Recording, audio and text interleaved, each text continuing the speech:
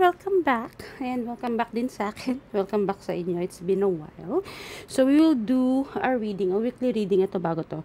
We'll do a weekly reading for September 22 to 28. Ayan siya. So, hopefully magawa ko to weekly and I'm planning to do it weekly. So, medyo update lang. So, magbabago tayo ng mga uploads, which is, I'll try weekly or at least bi-weekly and monthly. Tapos, ibabalik natin yung tulad ng ginagawa natin dati na per sign. Kasi, napansin ko na kapag sa isang video, lahat nandun, wala masyadong nanonood. Ayan siya. So, yep, life update as well. Kag-graduate ko lang din ng Mysterium PH. So, tarot class siya dito sa Philippines by Robert Rubin. Ay, nakakatapos ko lang. So, dalawa na yung certificate natin for tarot, which is, una is yung Tarot Page Philippines and now is Mysterium. And I am actually getting another course with Mysterium, which is Intuitive Awakening. And, ayun, magagraduate tayo today, Sunday, September 22. Ayan siya. But I don't have the certificate yet. Siyempre, wala pa kasi hindi tapos. But ito yung mga certificates ng Tarot Page as well as Mysterium. And, ayan. Yan yung ating life update. So, yan. It's been a while. So, ayan. Ngayon, ang gagamitin nating deck is the Good Tarot and the Wisdom of the Oracle. You know me na kapag nag-upload ako, always meron tayong oracle sa end. Ayan siya. So, same thing. May mga magbabago lang sa reading natin because syempre may mga bago tayong natutunan. So, we have to also update kung paano tayo mag-reading, diba? So, again, this is for September 22 to September 28. Diba? Meron akong calendar dun. So, September 22 to 28. So, this week. So, again, isa-isa siya per sign. And please, do support my pages. May mga, since, di ba na-update ko kayo na hindi nagana yung, nawala yung dati kong Facebook. So, gumawa ko ng bagong page, which is I am Nak Martin Tarot. And also, yung Instagram ko, from Queen Nak, pinalitan ko din siya ng I am Queen Nak Tarot. So, nagpalit lang tayo ng name. Para naman hindi tayo masyadong Queenie eme. So, ayun. So, yes. Tara, let's go ahead and read. Hello sa mga may Taurus Sun, Moon and Rising. Ayan. So, this is a weekly reading for you. Ayan. Shuffle lang natin.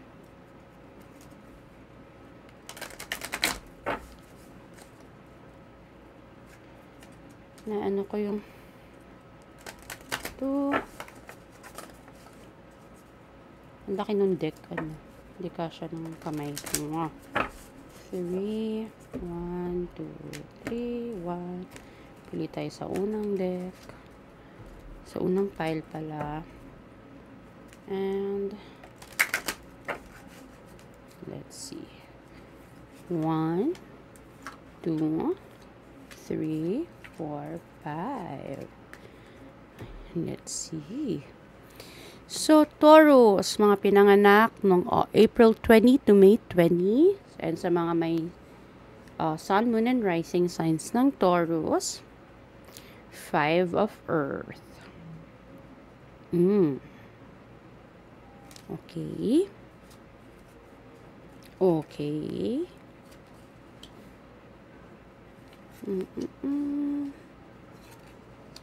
Ayan. Ay. So, ito yung normal na nangyayari actually to sa mga tao, especially sa mga may work.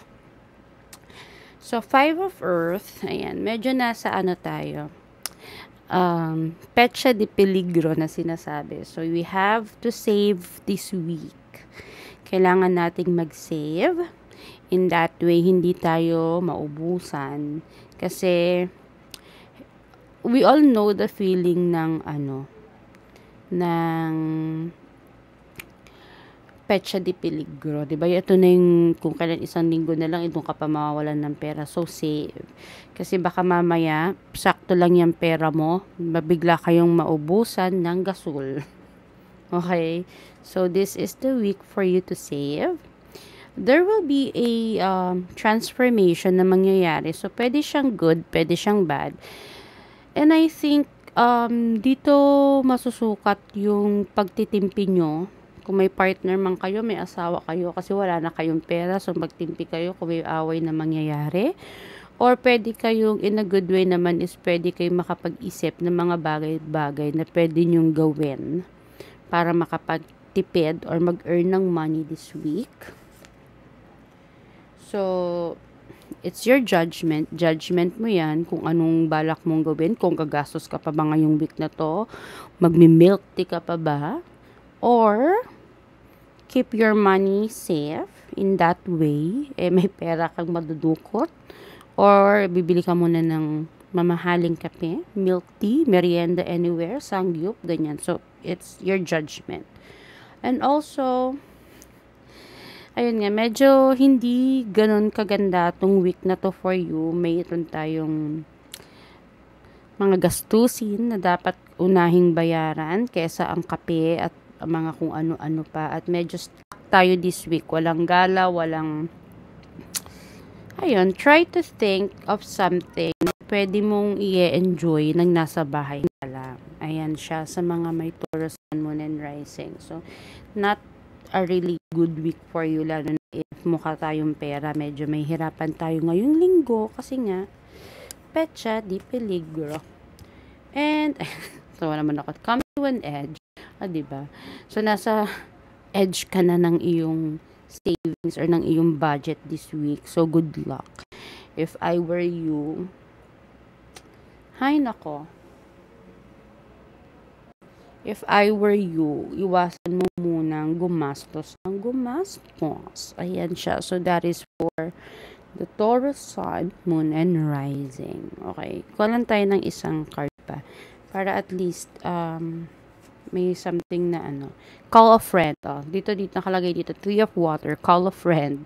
So, if talagang walang-wala ka na, call a friend. Wala ka ng choice, call a friend. Maybe they can help you out this week. Utang muna, mare. Ayan. Good luck sa mga may Taurus, Sun, Moon, and Rising. As much as possible, huwag magastos. Yun yung title ko. Huwag magastos. Ayan siya. So, this is for Taurus, Sun, Moon, and Rising. Bye! Ayan. So, thank you so much. And sa mga hindi maganda yung reading, I'm so sorry. But, again, may free will tayo to believe or not. Nasa inyo yan. Or may mga pwede tayong gawin para hindi siya mangyari. Nasa inyo din naman yan. So, buhay nyo yan. Bahala kayo if you wanna believe or not. Or if you wanna do something about it. And of course, again, please do subscribe sa ating channel. That's Nak Martin.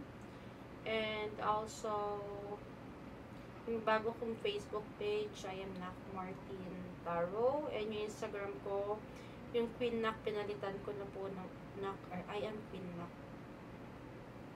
I am Nak Martin Tarot. Ayan. Parang yung nasa likod ko. Tanggalin natin tong ating signs. Yung binabasa. Ayan. Dapat pala pero ayan siya. I am Nak Martin. Hindi ko alam, hindi siya naka-mirror, I'm sorry. So yeah, that's all for me today. Thank you so much. Signing out.